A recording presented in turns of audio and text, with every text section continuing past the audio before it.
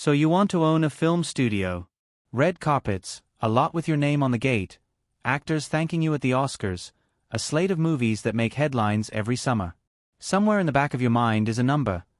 The opening weekend of some superhero movie pulling in $200 million in 3 days, or a franchise that's grossed billions over a decade.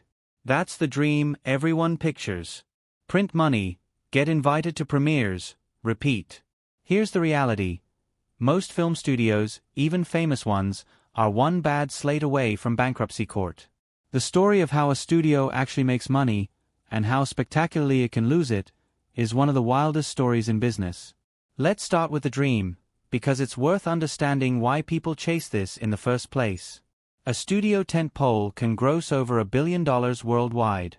Even after theaters take their cut, that kind of hit can produce 9-figure profit on a single title, plus years of merchandise, streaming licensing, sequels, and theme park deals behind it. That's the number that gets whispered around every pitch meeting in Los Angeles. One hit like that can fund 5 flops. The problem is nobody can reliably predict which one is the hit. Now let's talk about what it actually costs to even open the doors. If you want a real physical studio, sound stages, backlots, production offices, you're not buying a building, you're building an industrial campus. In Queens, New York, a new production studio broke ground with 3 full-service sound stages totaling about 75,000 square feet, plus office and support space, on a 340,000 square foot campus. The total price tag, roughly $275 million. That's before a single camera rolls.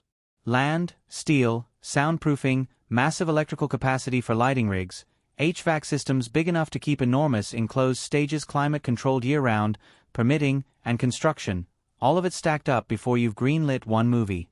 Most people who call themselves studio owners skip that step entirely and rent stage space instead, which is its own recurring bill.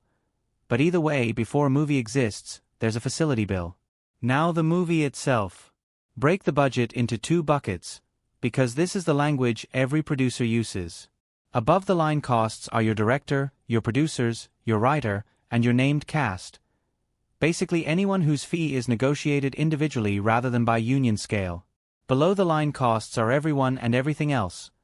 Crew, camera and lighting equipment, sets, costumes, locations, catering, transportation, and visual effects. For a mid-size studio release, production alone typically runs somewhere between $65 and $120 million.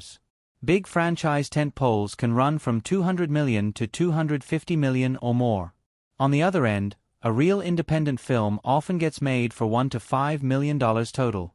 That gap, between a $5 million indie and a $250 million franchise picture, is the entire range you're choosing to gamble inside as a studio owner. Now, who's actually getting paid inside that number, and by what rules? If you're making a union production, you're dealing with SAG-AFTRA for actors, the DGA for directors, and the WGA for writers, and none of it is optional if you want name talent or major distribution. The current SAG-AFTRA minimum for a principal performer is $1,246 a day, or $4,326 a week, and on top of that you owe pension and health contributions of 21% on every dollar of performer pay. That's the floor. A-list talent doesn't work anywhere near the floor. A single lead actor on a major franchise film can be paid tens of millions of dollars, sometimes with back-end points tied to the film's box office performance on top of the base fee. Multiply that kind of number by a full ensemble cast, a named director, and a few producers with points on the back end, and above-the-line costs alone can eat a huge share of your total budget before a single set gets built. Then there's the part almost nobody budgets for correctly the first time: marketing. Prints and advertising, P&A, is often treated like an afterthought by outsiders, and it is nothing of the sort.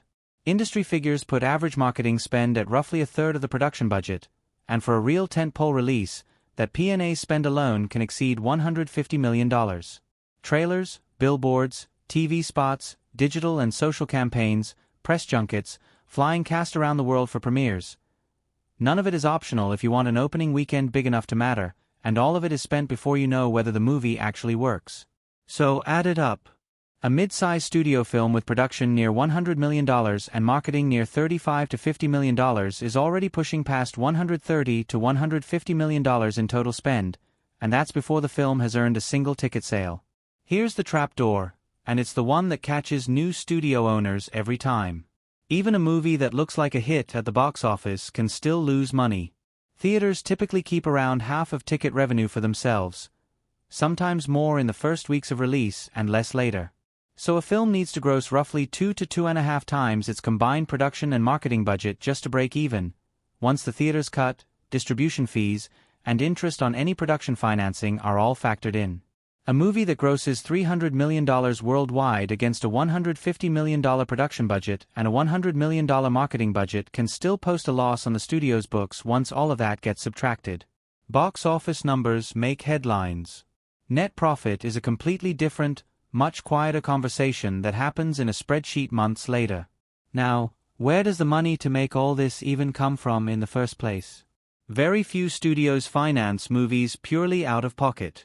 Financing usually comes from some combination of studio equity, bank loans secured against the value of a film's distribution rights, pre-sales of foreign territory rights before the movie is even shot, tax incentives from states or countries that refund a chunk of local production spending, and outside investment funds that specialize in film slates. Every one of those sources comes with its own strings attached. Banks want completion bonds guaranteeing the film will actually finish on schedule, pre-sale buyers want cast approval, and equity investors want a cut of profits before the studio sees a dime. A studio isn't just making movies. It's constantly juggling debt, investor deadlines, and interest payments on money that was borrowed against a movie that hasn't opened yet. And that brings us to one of the biggest strategic decisions a studio owner has to make on every single project. Do you adapt an existing property, or do you create something original? Adapting a known book, comic, or franchise means paying for the rights up front, an option or outright purchase of the underlying material, which can range from a modest fee for an obscure novel to tens of millions of dollars for a beloved franchise property. But in exchange, you get something enormously valuable: built-in audience awareness. People already know the title, which lowers your marketing risk and makes overseas pre-sales easier to negotiate, because foreign distributors know exactly what they're buying. Original IP is the opposite bet. No licensing fee, and if it works, the studio owns everything. Sequels, merchandising, theme park rights, all of it, with no one else getting a cut of the underlying property. But you're marketing a complete unknown to the public from zero, which is exactly why original films are consistently the hardest movies to finance and the most likely to get watered down or shelved by nervous investors partway through development. Studios lean on adaptations because they de-risk the single scariest part of this business: getting anyone to show up opening weekend in the first place. That tension, safe adaptation versus risky original ownership, is the same trade-off running underneath the entire industry, and it's exactly the kind of decision that can make or break a studio that bets wrong too many times in a row. Which brings us to what actually happens when the bets go wrong. In 2015, a studio called Relativity Media filed for Chapter 11 bankruptcy in one of the biggest collapses in modern Hollywood history. This wasn't a shell company. Relativity had released real films with real box office, including Act of Valor and Immortals, and finished 2014 with $501 million in revenue. But it also finished that year with $1.18 billion in liabilities. The company had built its slate on aggressive debt financing, borrowing hundreds of millions against future films, and when two $125 million loans came due and the company couldn't pay, the whole structure came apart at once. Court filings listed between $500 million and $1 billion in liabilities against far fewer assets, with more than 1,000 creditors in line. The studio survived Chapter 11 the first time by selling off its television division and shedding debt, but the underlying problem, a business built on borrowed money rather than durable profit, never actually went away, and the company filed for bankruptcy again a few years later.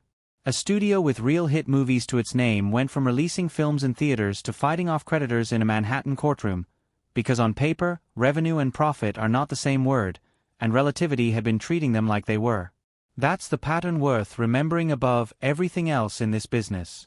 A studio can look completely alive from the outside, trailers dropping, premieres happening, actors on your posters, right up until the moment its financing structure gives out, because so much of what funds a modern studio slate is borrowed against movies that haven't opened yet. Put the whole picture together and owning a film studio looks like this. Massive fixed costs before you even greenlight a film, if you own physical facilities. Above-the-line and below-the-line costs that can run from a few $1 million to hundreds of millions on a single project. Union minimums that set a floor, with star power blowing straight through it. Marketing spend that can rival or exceed the production budget itself. A theatrical split that takes roughly half your box office before you see a dollar. Financing built on debt, pre-sales, and investors who all want their cut first. And a constant strategic bet on every single project between the safety of a known IP and the risk, and the full ownership of something brand new. So, do you still want to own a film studio? If the plan is, make something great and hope it sells, you'll be in good company with a long list of studios that bet everything on one slate and didn't survive the following year. But if the plan is to build a diversified portfolio of titles, control costs at every stage, hold on to owned IP whenever you can, and treat every film as a financed bet rather than a guaranteed hit, that's where the economics actually start to work in your favor. It isn't a red carpet. It's a capital-intensive, high-risk manufacturing business that occasionally produces something the whole world remembers. Funded by debt, built by thousands of union professionals, and won or lost long before anyone in the audience buys a ticket. If this kind of breakdown is useful, subscribe for more. Next time we're pulling apart another industry. People think they understand until they see the real numbers.